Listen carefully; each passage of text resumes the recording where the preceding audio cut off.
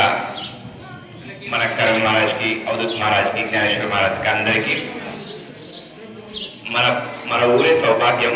ఎందుకంటే ప్రతిది ఇక్కడి నుంచి ఉడుతుంది కాబట్టి ఈరోజు ధ్యానం చేద్దాం. ప్రతి గురువు ధ్యానమే చేశారు. ఇంకో విచిత్రం తెలుసా, మొన్న శివరాత్రికే సార్ 3 రోజులు షేగావ్లో గజేంద్ర ఆశ్రమంలో ధ్యానం చేశారు, కంటిన్యూ 3 రోజులు. ఇప్పుడు నిన్న 7 గంటల నుంచి ఇప్పుడు కంటిన్యూ కూర్చున్నారు. అలా మొత్తం భారతదేశం అంతా తిరుగుతూ ఉంటారు.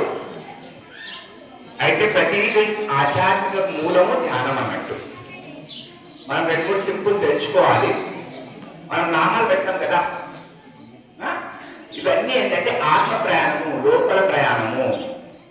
ఒక సముద్రంలో బర్ముడా ట్రయాంగిల్ అని ఉంది. ఆ ఏరియా ఎంత ఉందంటే మన భూమి సగం ఎంత భూమి ఉందో అంత భూమి ఉంది. అక్కడ మీరు విమానం ఇచ్చినా లోపల కూర్చుకుంటారు. అలా మీరు ఇక్కడ దృష్టి పెడితే మీకు లోపల కూర్చుకుంటారు ఆత్మలోకి. ఇవన్నీ మార్గాలు. ఓకేనా? అయితే మనం చిన్నగా మన విఠలేశ్వర స్వామిది పాఠం నుండి నామం ఇంత పెద్దగా ఉంటుంది. యావరేజ్ 1 ఇంచ్ ఉంటుంది. 1 ఇంచ్ ఉంటుంది కదా, ఫుల్గా ఉంటుంది మొత్తం. లేకపోతే చిన్న పెడుతుంది కదా వాళ్ళు. అక్కడ ఏదో అర్థం ఉంది కదా, కళ్ళు మూసుకొని ఉన్నాయి. అట్లా వెంకటేశ్వర స్వామి కూడా నామం ఇలా ఉంటుంది కదా, మొత్తం కళ్ళు మూసుకొని ఉన్నాయి. అంటే శ్వాసను గమనించండి.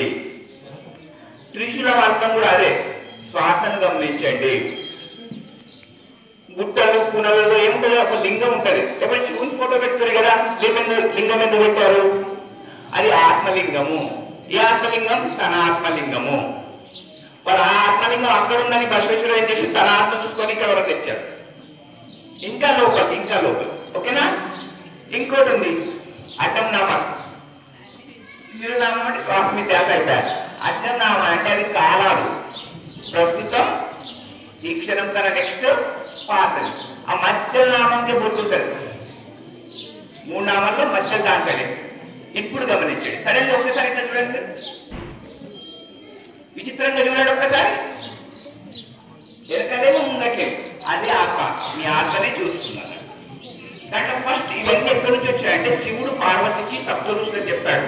ఇంత మనకంతా ఊరికి ఇంటింటికి ఇవన్నీ తెలిసినా ఎక్కడి నుంచి వచ్చినాయి?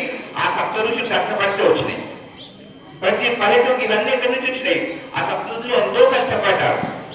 దాంట్లో మొదటి మనము 108 అంటామా లేవా, రుద్రాక్షలని, అవన్నీ టెక్నిక్స్.